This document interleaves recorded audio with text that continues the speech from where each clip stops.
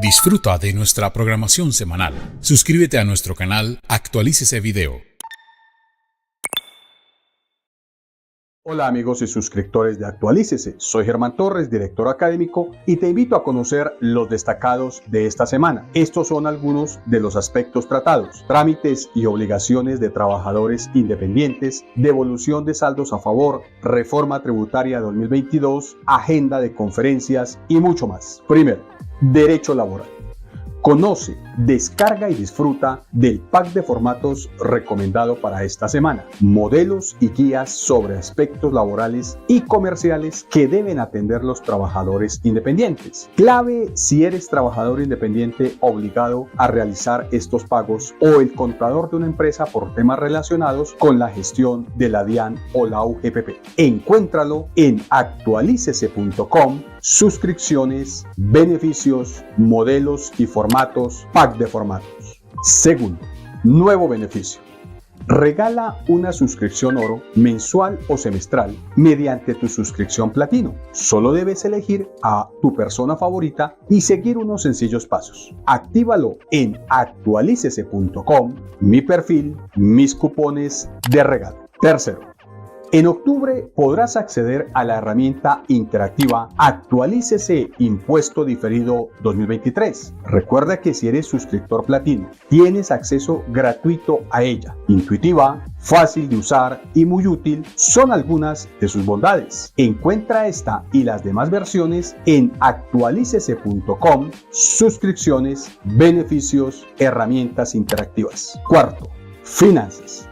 Aprovecha la nueva capacitación con acceso gratuito para suscriptores platino titulada Gestión Contable y Crecimiento Comercial. Herramientas para aumentar tus ventas, posicionamiento en el mercado, mejor salud financiera, rapidez en la toma de decisiones son algunos de los beneficios que te ofrece este curso. Encuéntralo en actualicese.com, Academic, todos capacitación. Quinto, nuevo beneficio. Capacítate con tu suscripción platino sin pagar un peso de más, con los nuevos cursos en línea que tenemos para ti. Dos de nuestros recomendados por estos temas de oportunidad e importancia para la profesión son: primero, Impuesto Diferido 2023, pasos y recomendaciones para su cálculo. Segundo, costos de producción, identificación y reconocimiento contable. Si no cuentas con una suscripción platino, puedes adquirirlos de manera individual con descuentos especiales hasta del 30%. Encuéntralos en actualicese.com, mi perfil, cursos, contenidos recomendados, tips, lanzamiento de productos, procesos de innovación y todas las herramientas que debes tener a tu alcance las encuentras en Actualícese. Solo debes estar muy pendiente de nuestros correos electrónicos o acceder frecuentemente a nuestro portal. Te invitamos a seguirnos en nuestras redes sociales: Facebook, Instagram, Twitter y LinkedIn para descubrir más información de tu interés y atender tus requerimientos.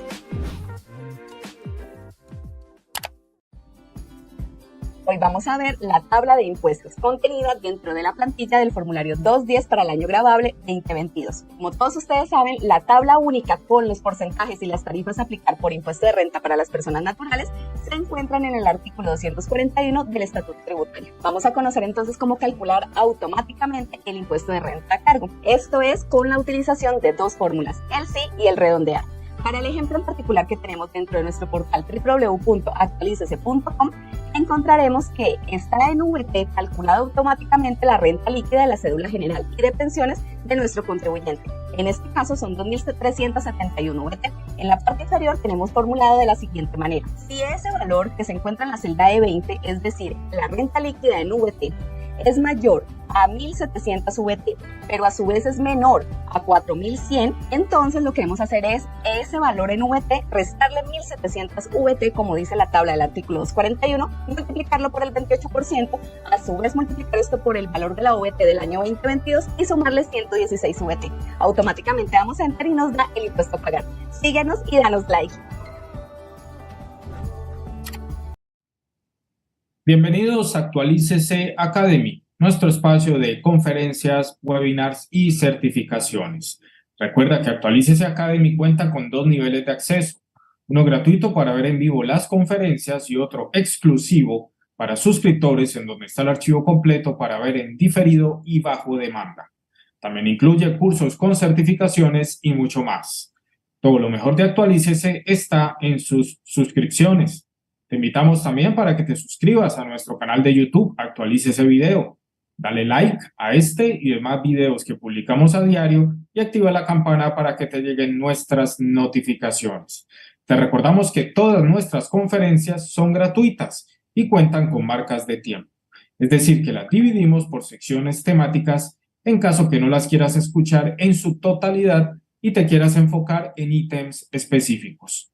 A esta hora saludamos y le damos la bienvenida al doctor Juan Fernando Escandón, abogado especializado en Derecho Laboral y Seguridad Social, con maestría en Derecho y miembro del Colegio de Abogados. Socio fundador de Escandón Abogados, con experiencia en consultoría laboral individual y colectiva, así como en seguridad social.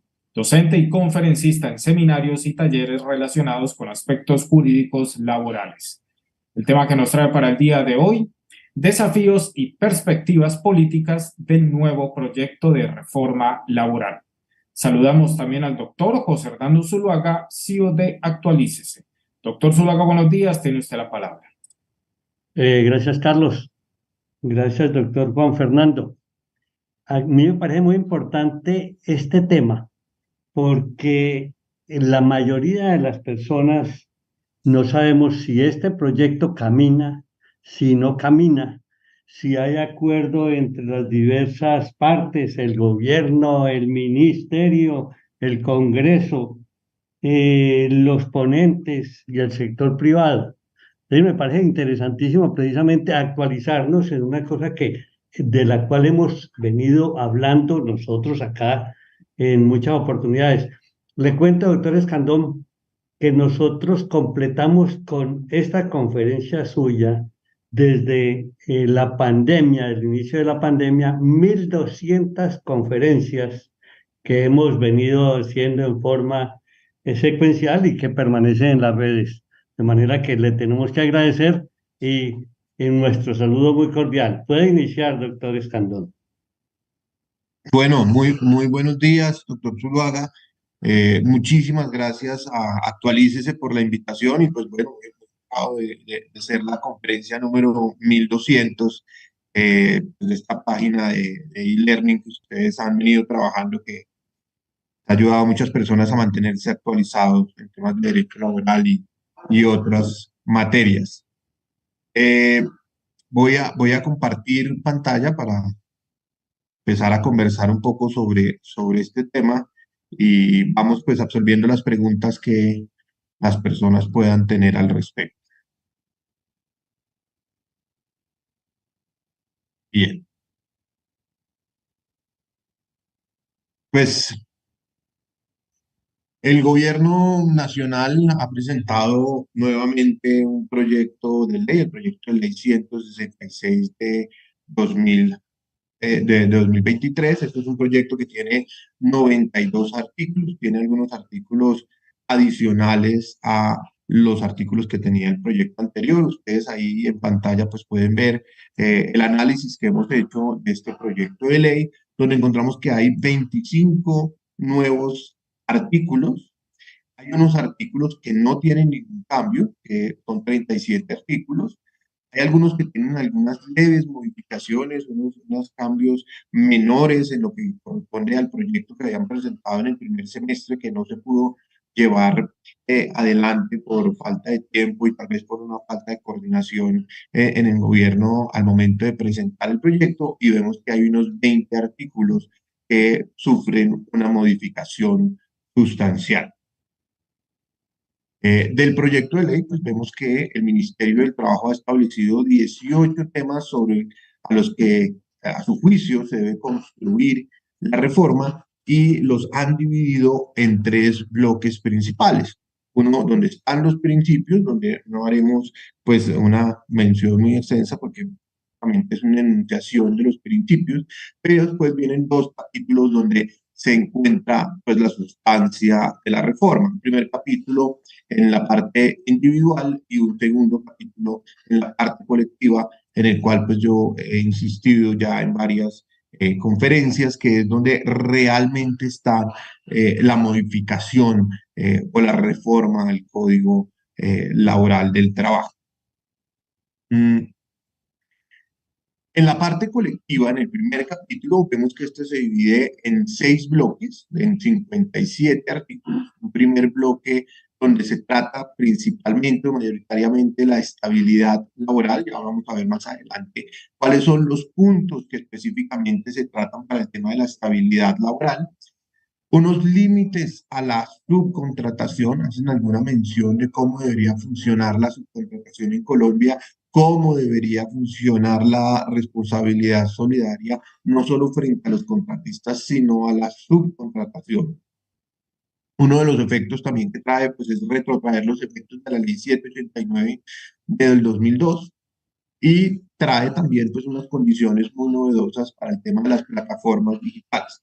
Aunque en algunos casos consideramos que no logra reglamentar de forma completa las necesidades de las plataformas digitales, sí hay un avance en entender que se requiere una regulación especial para las personas que prestan servicios a las plataformas digitales. Un quinto capítulo, que es el del trabajo rural, del futuro del trabajo y unas condiciones especiales para ciertas áreas de trabajo que también mencionaremos más adelante. Y por último, un capítulo de equidad de género y reducción de brechas.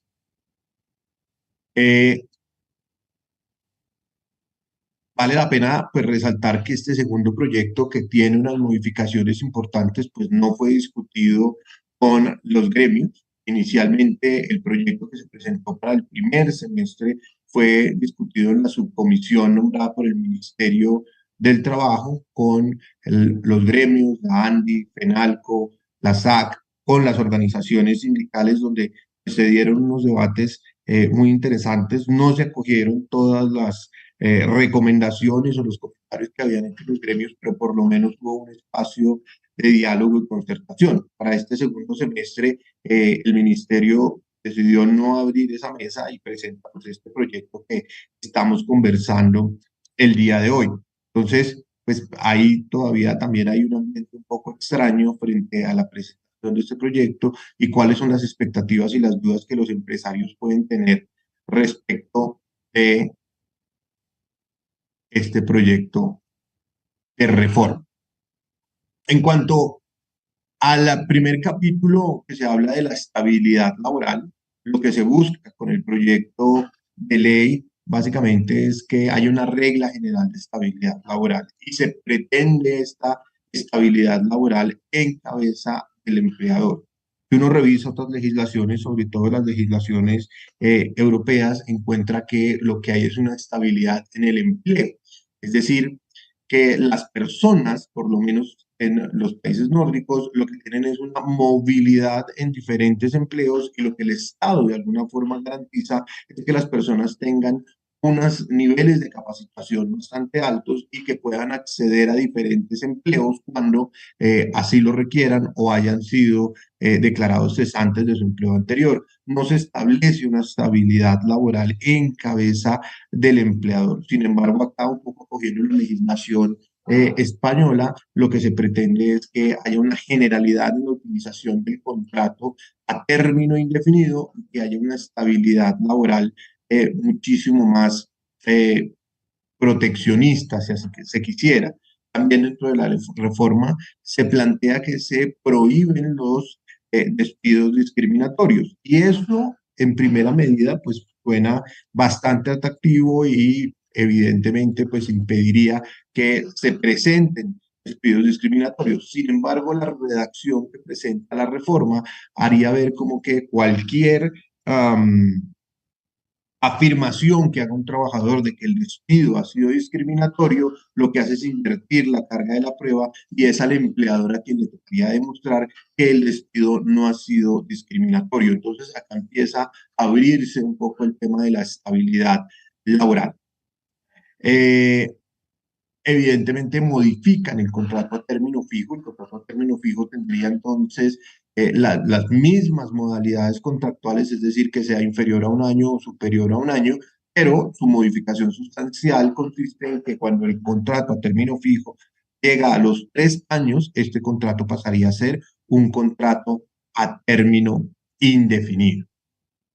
En lo que respecta al artículo 140 del Código Sustantivo del Trabajo, que es la posibilidad de vengar salario sin la prestación del servicio por cualquier razón, si el empleador debe de alguna forma solicitarle al trabajador que no preste el servicio, pero pagarle el salario por temas que el ministerio ha considerado que pueden presentarse abusos frente a esta figura, pues ha entonces limitado la utilización de esta figura y no en cualquier caso entonces podría solicitarle al trabajador que no preste el servicio, aún así se le pague el salario. Esto muchas veces se hace con el fin de desvincular a un trabajador por investigaciones administrativas, cuando hay alguna queja de acoso laboral.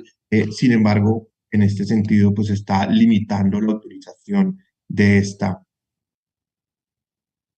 En cuanto al capítulo de la equidad y reducción de brechas, se plantean unas condiciones para la redistribución del cuidado, entendiendo que el cuidado de las personas, bien sean menores de edad, infantes o personas de la tercera edad, no le corresponde solo al género femenino. Lo que se han planteado son unas opciones para poder hacer una redistribución del cuidado.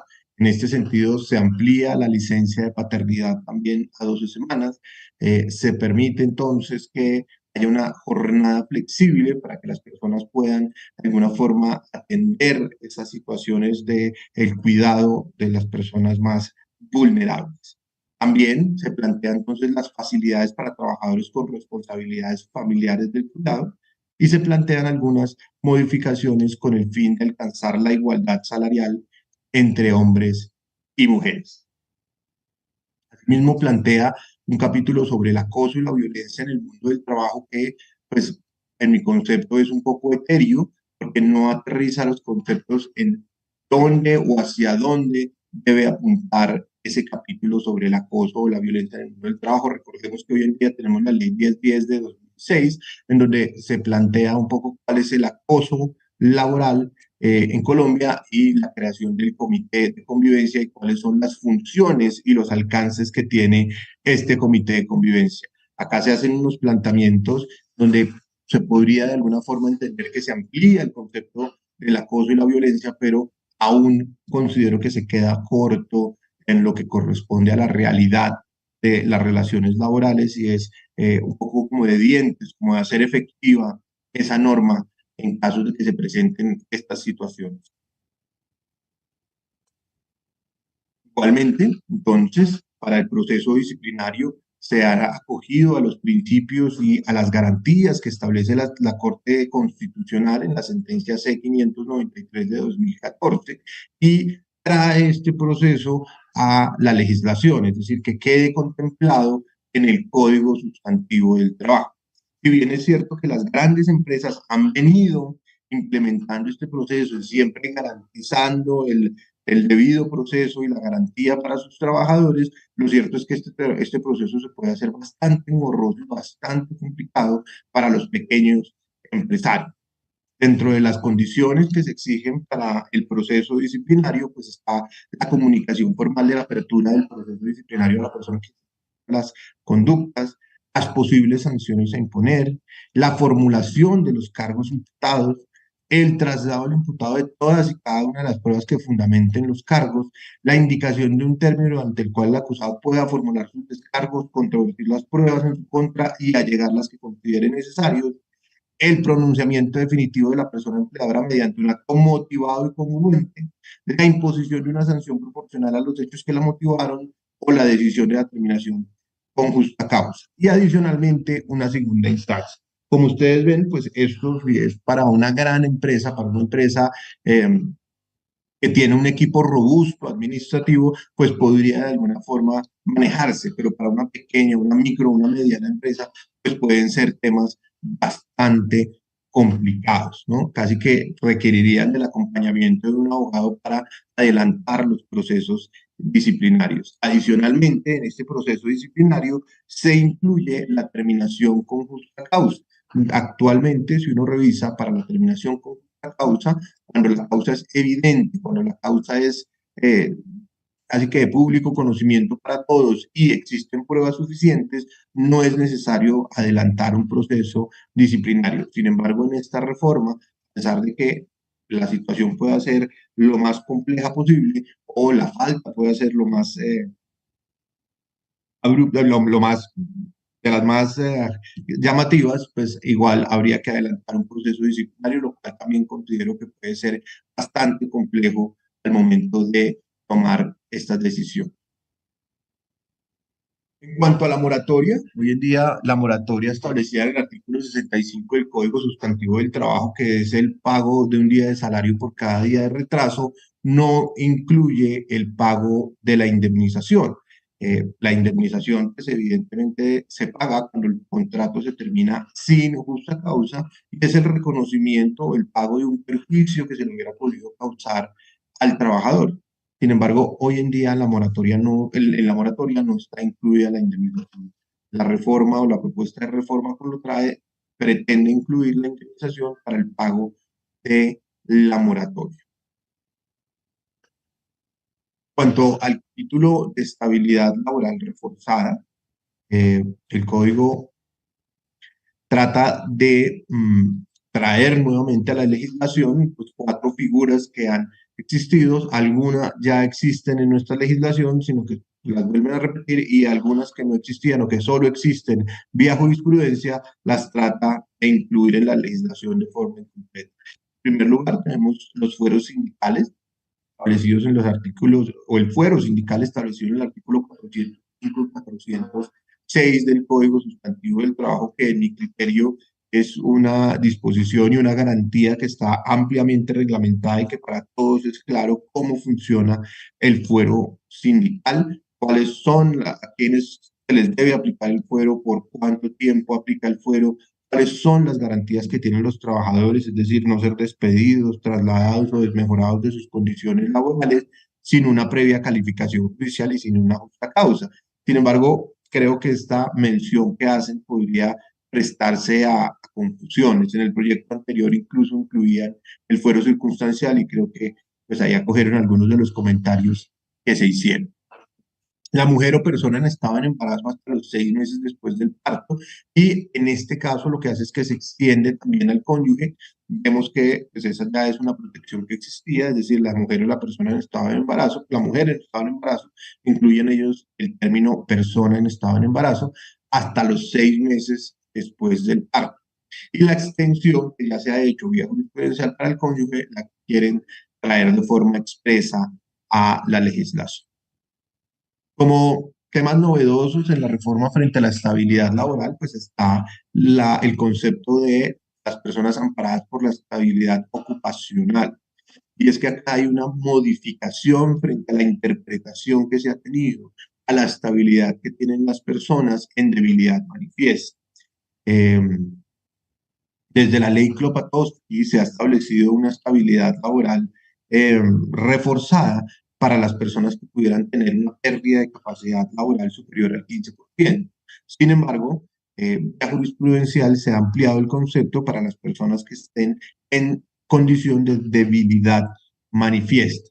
Sin embargo, la nueva interpretación que se hace es que las personas que aún así puedan tener alguna pérdida de capacidad laboral o que tengan algún impedimento para desarrollar sus labores, no tendrán esa estabilidad laboral reforzada a menos de que su interacción con el entorno se vea de alguna forma limitada. Es decir, hoy en día entiende un poco la legislación, y esto es un concepto de la OIT, que han tratado de incluir en la reforma laboral, que es que las personas que puedan tener alguna limitación, entendiendo que casi todos de alguna forma tenemos alguna limitación o algún tema de salud, es decir, que no solo tenga ese impedimento de salud, sino que adicionalmente no sea viable desarrollarlo normalmente con su entorno, es decir, que las condiciones laborales no estén o las condiciones sociales no sean aptas para que las personas presten los servicios contratados. Entonces, yo considero que ese puede ser un concepto bastante novedoso. Evidentemente, requiere un esfuerzo adicional por parte de los jueces el día de mañana cuando tengan que resolver las acciones de tutela para establecer si las personas realmente gozan o no de una estabilidad laboral reforzada por temas de salud. Como les menciono, ya no basta simplemente con, o no bastaría simplemente con tener alguna dolencia o alguna falencia de salud, sino que adicionalmente tendría que analizarse cuál es la interacción que tienen las personas con su entorno. Por último, en cuanto al capítulo de la estabilidad laboral reforzada, tenemos los prepensionados. Pensionados, que es una figura que viene del sector público, que se creó con el tema del retén social, pero que vía jurisprudencia la Corte Constitucional lo ha venido ampliando para aquellas personas que trabajen en el sector privado y estén a 3 años o menos de alcanzar las condiciones de adquirir la pensión. Y han hecho ahí algunas excepciones, es decir, si los trabajadores, por ejemplo, ya han cotizado las 1.300 semanas y únicamente les falta la edad, pues en ese caso no tendrían la calidad de prepensionados. Entonces, tratan de alguna forma de incluir el concepto de prepensionados en la legislación colombiana. Sin embargo, pues se quedan muy cortos porque no han incluido las excepciones que ha planteado la Corte. Y frente a las excepciones o también el estudio de los casos particulares cuando puedan ser del régimen de prima media o el régimen de ahorro individual, porque funciona de forma diferente, teniendo en cuenta si hay o no una garantía de pensión mínima en el régimen de ahorro individual. Entonces, pues el régimen, la garantía para los prepensionados tiene unas características propias que yo creo que en la reforma se han quedado muy cortas o cortos para poderlos trasladar a la situación específica. En cuanto a la tercerización, pues eh, hacen una diferenciación en lo que es la contratación con empresas o con personas jurídicas y la contratación con personas naturales. Trata de alguna forma de determinar las nuevas obligaciones que pueden tener las empresas a la contratación, o no las nuevas obligaciones, la extensión que tienen las empresas, la contratación de contratistas y subcontratistas, es decir, se extiende la solidaridad no solo a los contratistas, sino a los subcontratistas. Es decir, que hoy en día a las empresas beneficiarias deben estar pendientes o deben, de alguna forma, revisar y analizar cuáles podrían ser las condiciones, no solo de sus contratistas, sino de las personas que estos contratan para prestar algunos de los servicios que sean o que sean necesarios para solventar el normal funcionamiento de la compañía. Adicionalmente, se pide que las empresas deban contar con capitales o estructuras solventes en los términos que reglamente el gobierno. Y esa redacción pues es un poco preocupante. ¿Cuáles van a ser los términos que reglamente el gobierno para la contratación de contratistas y subcontratistas? Recordemos que el inicio de un negocio o la creación de un negocio en principio no es fácil. Generalmente las empresas empiezan con préstamos, empiezan con un capital pequeño, funcionan muchas veces con los anticipos que dan los contratantes. Entonces, si la reglamentación que hace el gobierno para los contratistas o lo que ellos consideran una empresa suficientemente solvente para poder contratar con terceros, pues evidentemente va a impedir la creación y generación de nuevas empresas en el país que no van a contar con las condiciones que el gobierno en su momento considere que son necesarias para contratar contratistas o subcontratistas. Adicionalmente, pues está retrotraer los efectos de la ley 789 del 2002, y es que los recargos por trabajos dominicales y festivos vuelvan a ser al 100%. Este aumento en el costo de los recargos va a ser gradual. Lo que se propone es que sea inicialmente el 80%, posteriormente el 90% y el 100% para el 2026. Ampliar la jornada nocturna, que pasaría de las 9 de la noche a las 7 de la noche, y la naturaleza del contrato de aprendizaje, que sería entonces un contrato de trabajo. En cuanto a los trabajadores migrantes, plantea la posibilidad de que los trabajadores migrantes cuenten con las condiciones laborales aptas y en las mismas condiciones que cualquier trabajador colombiano. Ahí pues, hay un problema, yo considero que es un tema que es válido y es loable. Sin embargo, ¿qué pasaría entonces con las visas de trabajo? ¿Cómo vamos a llevar el control de cuáles son las personas que están entrando y saliendo del país? Casi que no hacen una distinción de que cómo deberían funcionar estas condiciones para los trabajadores migrantes. Vemos que hoy en día cualquier persona que quiera prestar el servicio que no sea nacional colombiano debe contar con la eh, visa del trabajo.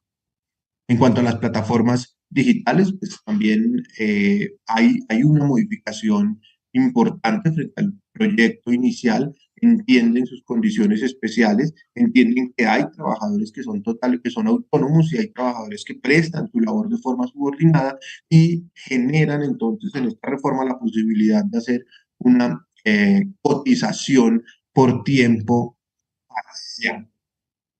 En lo que corresponde al futuro del trabajo, hay dos disposiciones pues un poco complicadas. Lo primero es frente a la automatización, las garantías frente a procesos de automatización que puedan implicar terminaciones de puestos de trabajo y la descarbonización, que son garantías también frente a estos procesos de descarbonización. Es decir, el tiempo que va a tomar y los procesos que deben adelantar las empresas. Si una empresa hace una inversión importante, alta para la automatización de un servicio, debe entonces cumplir con los procedimientos establecidos por el Ministerio del Trabajo y por esta ley. Es una etapa de reentrenamiento para todos los trabajadores, es una etapa de reubicación para todos los trabajadores, por lo menos por un término de 6 meses, y en caso de que las personas no puedan ser reubicadas, deberá pagarse la indemnización establecida en el proyecto de ley más un 30%.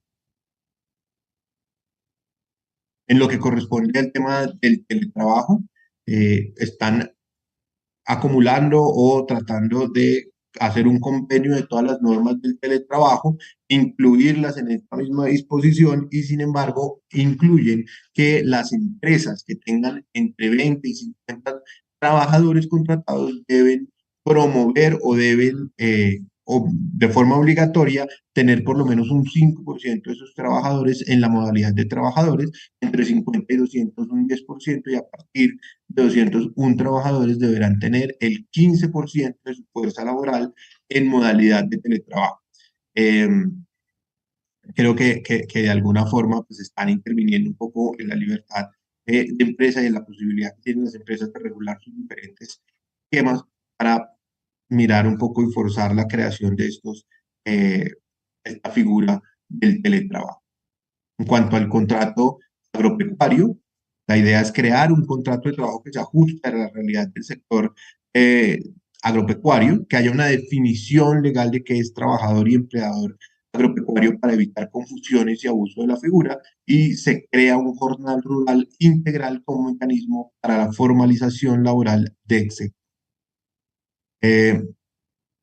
Dentro de ese jornal agropecuario se plantea la posibilidad de que se pague un salario mínimo de alguna forma integral, más incluidas las prestaciones de ley, más el 4% correspondiente a las cajas de compensación familiar. En el sector rural la gente no tiene mucho acceso a las cajas de compensación familiar, a diferencia de las zonas urbanas. No hay una posibilidad pues, de acceder a los centros de recreación, a las capacitaciones, a esos temas. Entonces, básicamente lo que se ha propuesto es que ese 4% se le pague directamente a los trabajadores. En lo que corresponde al capítulo de derecho laboral colectivo, lo han dividido en tres grandes bloques. Un primer bloque de asociación sindical, un segundo bloque para la negociación colectiva y un tercer bloque que habla acerca de la huelga. Más allá de los costos y de las modificaciones que se están presentando en el primer capítulo individual, yo considero que acá pues hay unos cambios sustanciales en lo que corresponde al derecho de asociación, el derecho laboral colectivo. Básicamente lo que han tratado de hacer es traer la legislación española, amoldar la legislación española a nuestra legislación colombiana, darle fuerza importante a las organizaciones sindicales de industria y amplían de alguna forma el derecho de asociación sindical, y tendría uno que ver un poco hasta qué punto la autonomía sindical podría tener un límite. Dentro de lo que plantean en la reforma, pues extienden las garantías de los trabajadores, de alguna forma hacen que los permisos sean ilimitados, la redacción no permite de alguna forma a tener una coordinación entre el funcionamiento de la empresa y las actividades sindicales, el acceso a los lugares de trabajo sin importar cuáles son las condiciones de los lugares de trabajo. Como les he dicho, pues se les da una predominancia a los sindicatos de industria donde pueden tener acceso incluso a, porque ahí no discriminan ni hacen ninguna distinción a áreas de la compañía donde se maneja información sensible, áreas de la compañía donde se, por ejemplo, deben estar esterilizadas, áreas de la compañía donde el tema de la dirección de la empresa. Entonces, no hace ninguna distinción de cuáles son los lugares a los cuales los trabajadores sindicalizados pueden entrar, con el agravante de que muchas veces los trabajadores asociados a las organizaciones sindicales de industria no conocen el funcionamiento propio de las compañías, es decir, cuál es su ambiente laboral, cuáles son sus dinámicas de comunicación. Eso pues puede implicar de alguna forma muchas veces entorpecimiento en las relaciones laborales y esto es algo que a los empresarios realmente les ha preocupado. El acceso a la información de forma casi que ilimitada. No es que las empresas se nieguen a dar la información correspondiente al funcionamiento de las diferentes entidades, pero muchas veces esta información debe tener contexto. Entonces, pues ese acceso irrestricto e ilimitado nos preocupa un poco en ese sentido. Se propone la ampliación de los fueros sindicales, es decir, la creación de subdirectivas y comités seccionales en cada una de las empresas de un mismo municipio. Hoy en día solo puede pertenecer o solo puede existir una subcomisión o un comité seccional por ciudad. Ahora, lo que están planteando en la reforma es que se permita la coexistencia de subdirectivas y de comités seccionales por empresa, es decir, pueden haber cualquier cantidad de comités sin importar el número de empresas que haya en esa ciudad. Esto obviamente amplía el número de fueros sindicales porque por cada empresa van a tener, por cada subdirectiva van a tener 10 fueros, mientras hoy en día en una sede por fuera de la sede principal tendrían 10 fueros, cuando sea por fuera de la ciudad, pues tendrían 10 fueros por cada una de las empresas. Y frente a la Junta Directiva Nacional, se propone que cuando tengan de 25 a 100 afiliados, tengan 10 miembros de la Junta con fuero y de 101 en adelante, por cada 100 afiliados, un trabajador aforado más. Según el reporte de la USO de marzo de 2023, hoy en día tienen 25.000 afiliados. Y si eso querría decir entonces que están planteando que 250 trabajadores tengan fuero sindical, lo que considero que pues una ampliación de la garantía que podría salirse de control, que es muy complicado. Adicionalmente plantean una negociación colectiva por rama o industria y por niveles.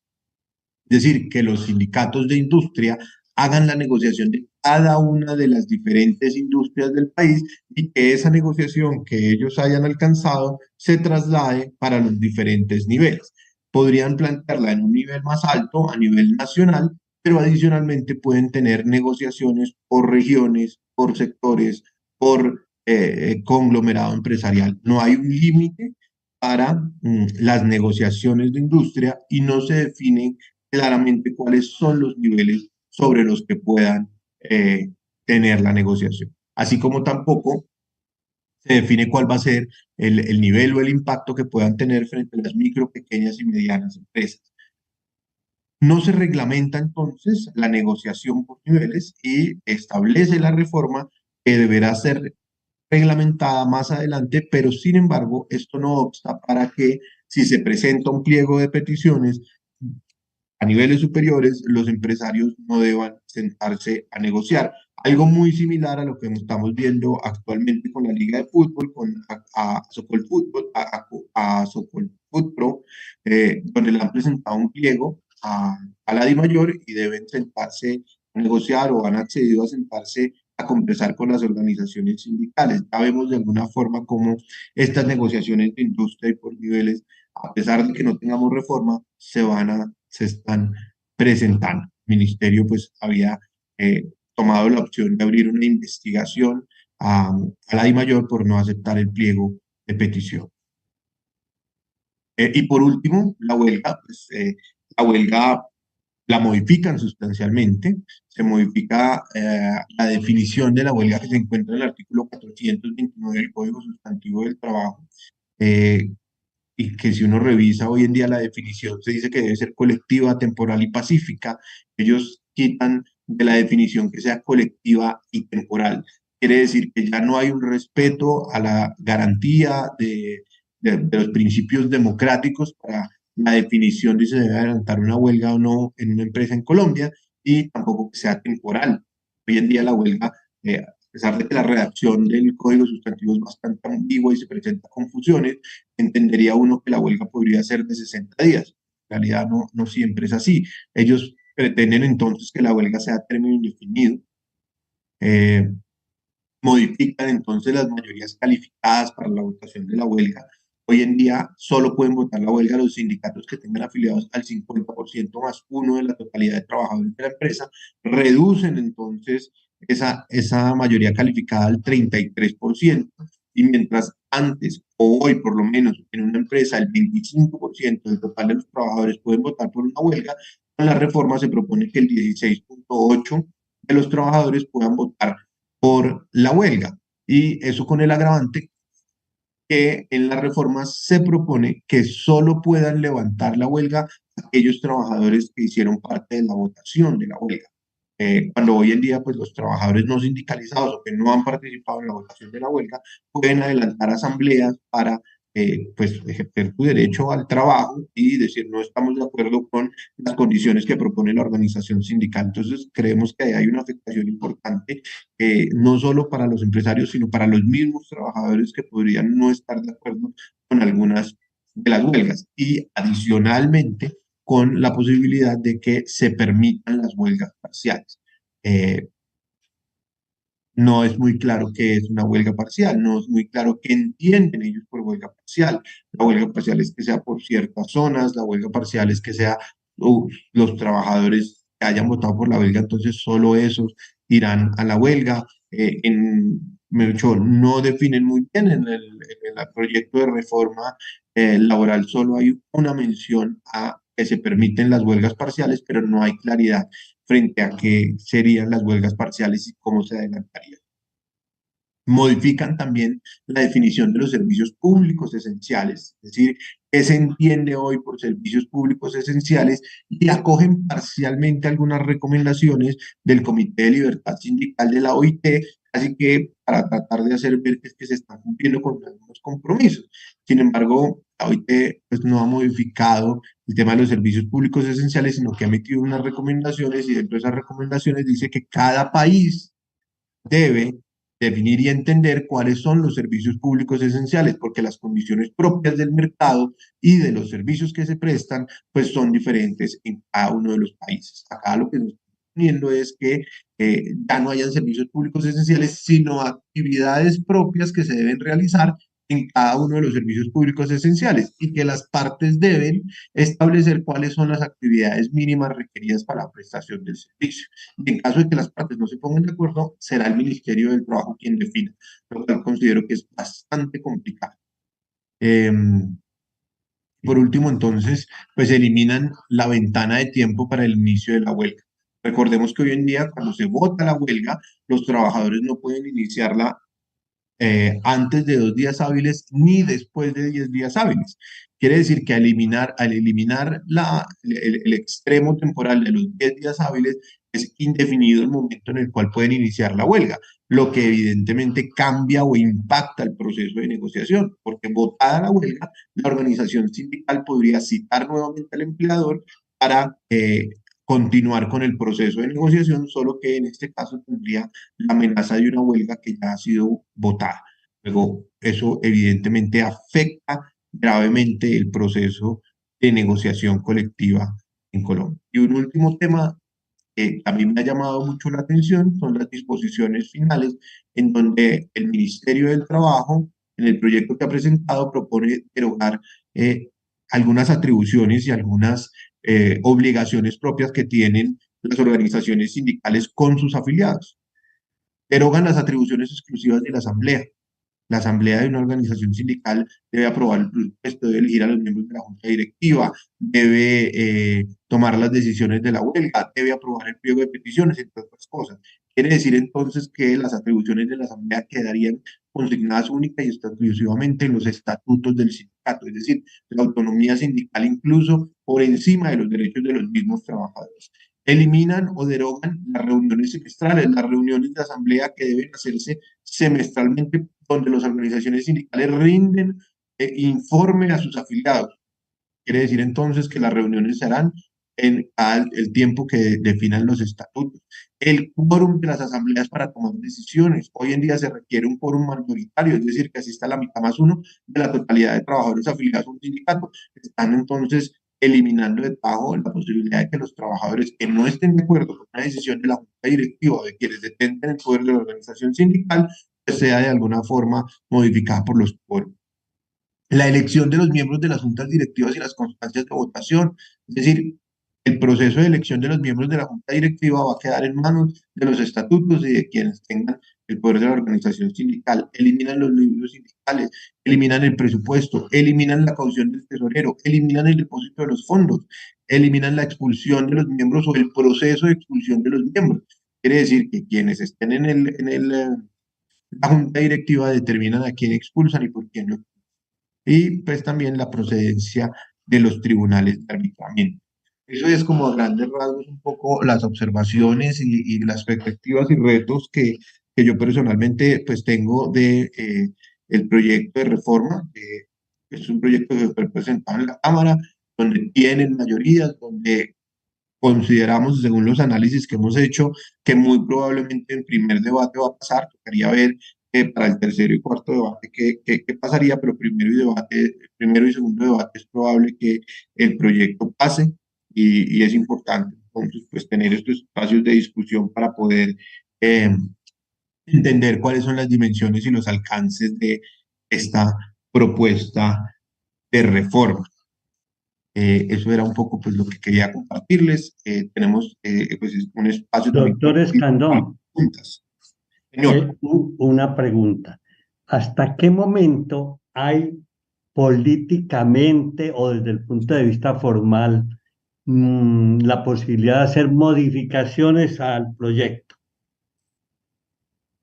Políticamente los debates están abiertos porque básicamente lo que está ocurriendo en este momento en la Cámara, pues, aún no han asignado ponentes y no han hecho el reparto del proyecto, pero una vez se haga el reparto del proyecto, muy seguramente lo que van a hacer es abrir el espacio para que la comunidad y los que quieran participar presenten sus observaciones y comentarios. Y dentro de la Cámara, los diferentes partidos con sus UTLs podrán hacer observaciones y comentarios donde pues, se les puede a ellos allegar los comentarios que uno tenga para hacer las modificaciones. Es decir, que mientras se surtan los debates, en ese sentido podrán haber modificaciones al proyecto de ley. Es estar muy pendiente de los espacios que el Congreso vaya a abrir para de alguna forma hacerse parte de estos espacios y poder participar ahí. Doctor Escandón, los cambios propuestos al proyecto inicial son buenos o son favorables a quién o a qué? En principio yo considero que el proyecto no tiene unas modificaciones sustanciales. Yo creo que mantiene su estructura original en lo que corresponde a la parte individual y sobre todo a la parte colectiva. Ellos hacen algunas inclusiones en el proyecto, tal vez para atemperar algunos de los puntos que tenían. Por ejemplo, el tema del fuero circunstancial, pues lo han quitado porque creo que está bien reglamentado en la ley. El tema anteriormente del contrato a término fijo, se hablaba que pasara a término indefinido a 2 años, ahora se habla de a 3 años.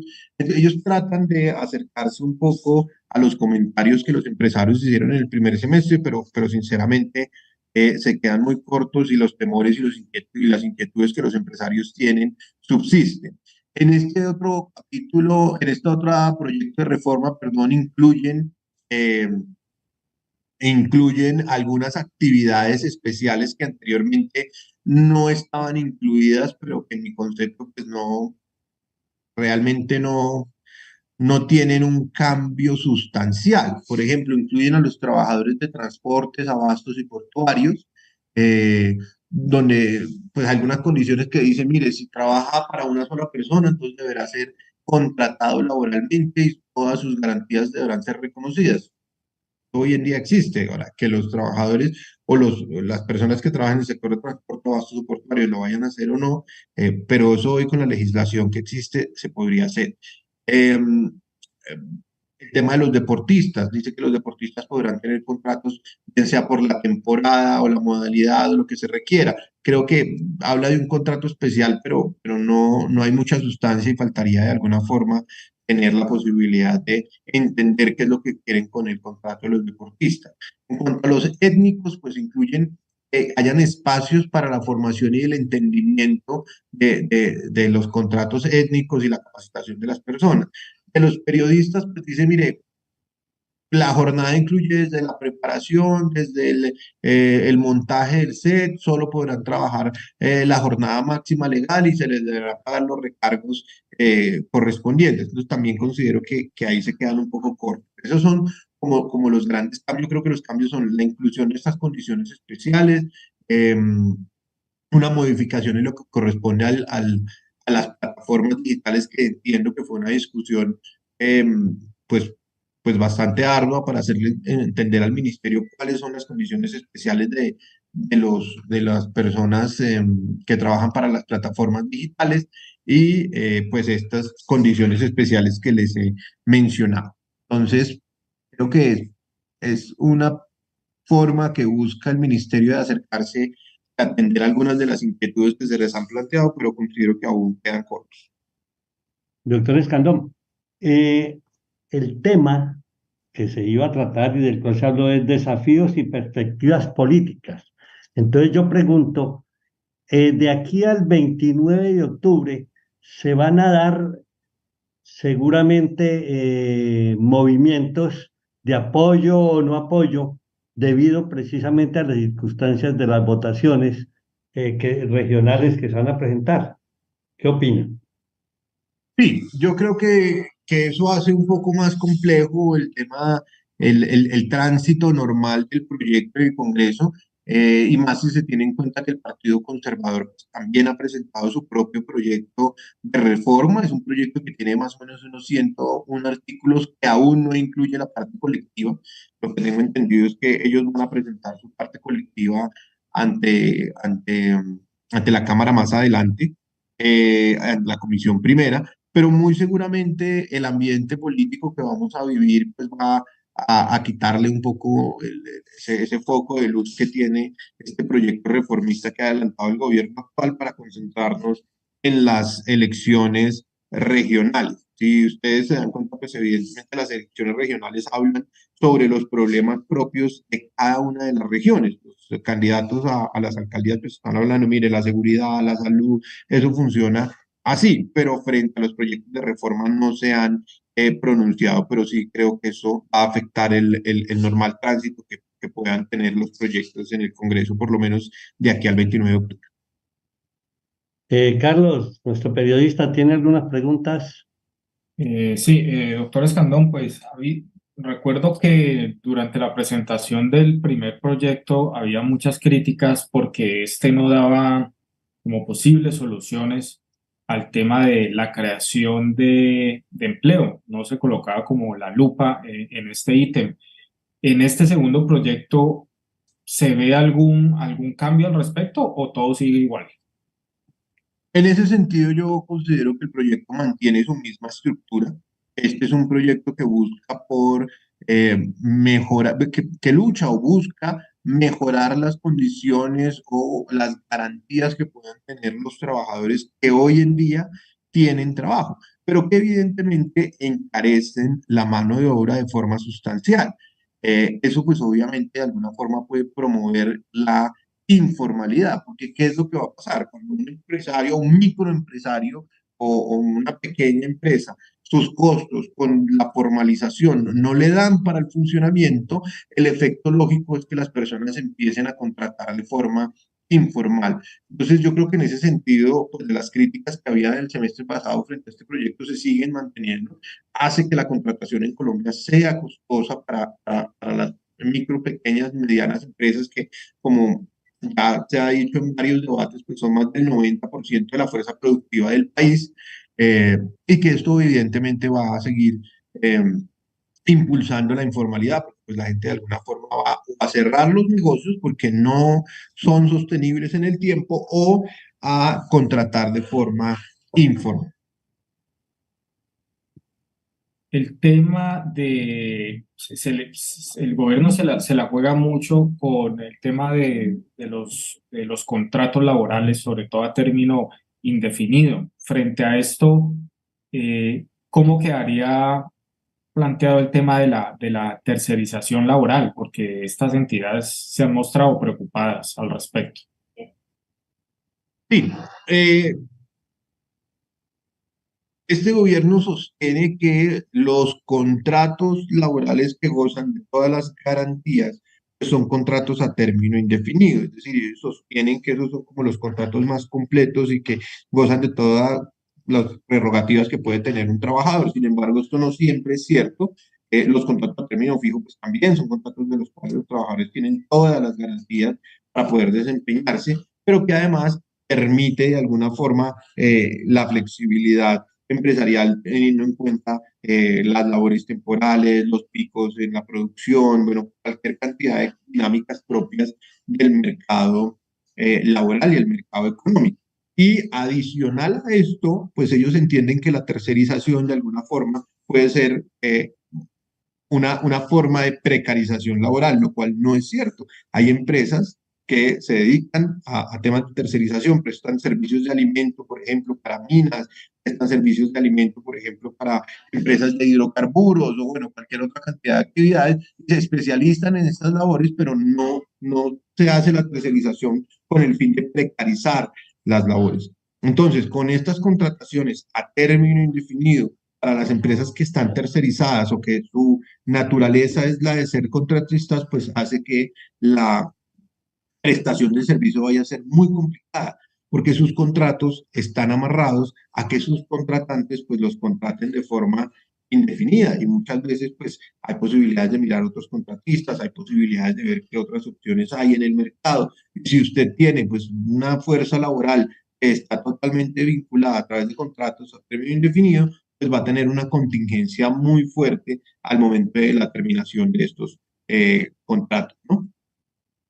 Y ya para finalizar, doctor Escandón, ¿cree que este nuevo proyecto de reforma laboral le sigue apostando y tiene un peso sobre el tema de la sindicalización en Colombia? ¿Tuvieron mucho que ver estos sindicatos? ¿Los tuvieron en cuenta?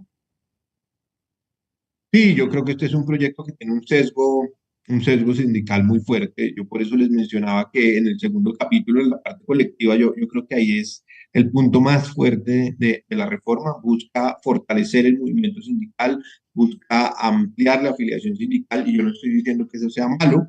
Eso evidentemente es el ejercicio de un derecho. Sin embargo, la politización del ejercicio de ese derecho y los fines que se puedan tener en ese sentido puede hacer que sea muy grave el tema como se está planteando. Como le dije, no solo se amplía el derecho a asociación sindical, se amplían las garantías, se modifica el esquema de negociación colectiva, se presenta un esquema de huelga totalmente violento y casi que sin reglas para los trabajadores, sino que adicionalmente en este proyecto de ley se pretenden derogar las obligaciones que los sindicatos tienen con sus mismos afiliados, es decir, con los trabajadores.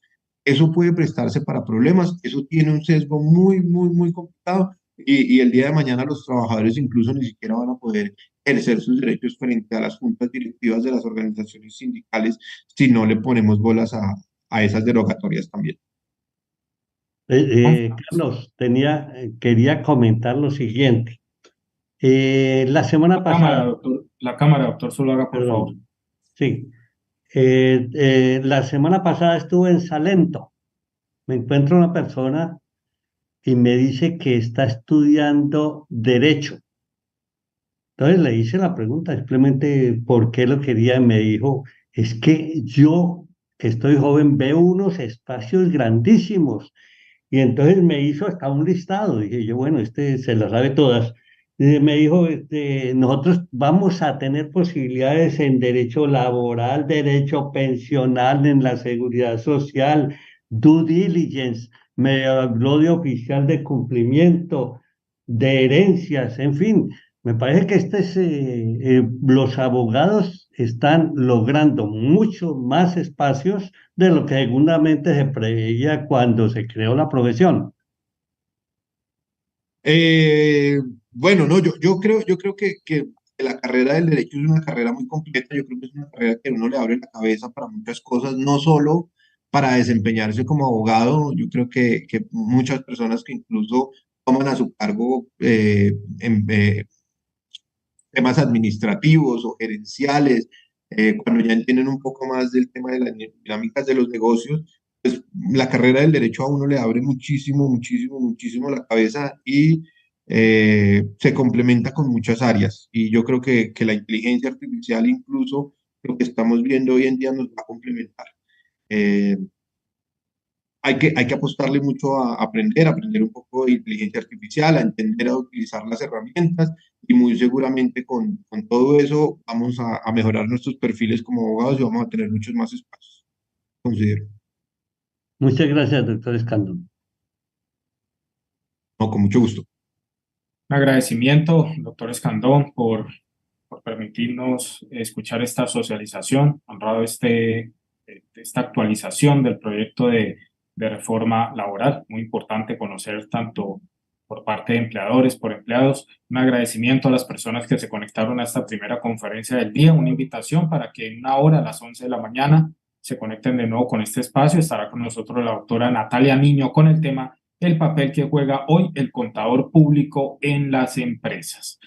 Todas las personas que se conectaron a esta transmisión, las invitamos para que se suscriban a nuestro canal de YouTube, actualice ese video, le den like a este y demás videos que publicamos a diario y activen la campana para que les lleguen nuestras notificaciones. Nos reencontraremos en una hora. Muchas gracias. Chao, chao. Bien. Bienvenidos. Hoy conoceremos el liquidador con macros para calcular la renta gravable por comparación patrimonial. Este modelo hace parte del pack de formatos de la declaración de renta para personas naturales del año gravable 2022 que ustedes encontrarán en www.actualicese.com. Iniciamos entonces con nuestra liquidación. Aquí nos pregunta patrimonio líquido. Suponemos entonces que nuestro patrimonio líquido es de 180 millones de pesos. Desvalorizaciones no hubo, valorizaciones tampoco, ni activos ocultos ni pasivos inexistentes. El patrimonio líquido del año gravable anterior a este 2022 fue de 100 millones de pesos. Le decimos continuar. Nuestras rentas líquidas gravables del año que estamos declarando decimos que son 50 millones de pesos. Y las rentas exentas no hubo, ingresos no constitutivos de renta por 5 millones de pesos, ganancias ocasionales supongamos que no hubo, ni impuestos, ni retenciones en la fuente, ni otros conceptos que se detraen, ni tampoco donaciones. Decimos continuar y automáticamente este es el resultado. La variación por comparación patrimonial son 80 millones y el valor de las rentas ajustadas 55. Finalizar el proceso. Aquí nos dice que la DIAN prestaría mayor atención a este tipo de situaciones. Gracias por ver este video y danos like. En poco tiempo te explico por qué Actualícese 210 XCBS es la mejor herramienta para hacer tus declaraciones de renta de personas naturales. Podrás calcular fácilmente el impuesto de renta de personas naturales por el año gravable 2022 de manera ágil y sencilla, pudiendo ingresar grandes cantidades de información en la herramienta. Obtendrás un borrador del formulario 210 para que puedas diligenciarlo fácilmente en los servicios de la DIAN y presentar la declaración de renta a tiempo. Realizarás tus declaraciones de renta de personas naturales en solo 3 pasos: responde, diligencia y descarga. Ahora podrás realizar la declaración de activos en el exterior en caso de que el contribuyente lo requiera, obteniendo el borrador del formulario 160. Podrás calcular y aplicar fácilmente todas las rentas exentas, deducciones y demás descuentos que optimizarán la carga impositiva de tus clientes. Trabajarás en una interfaz actualizada, mucho más fluida e intuitiva, con nuevas opciones que facilitarán tu navegación a través de la herramienta. Con Actualícese 210 XLS podrás evitar todo tipo de sanciones, calculando de manera correcta lo necesario para las declaraciones de renta de personas naturales. ¿Qué esperas para adquirir la tuya?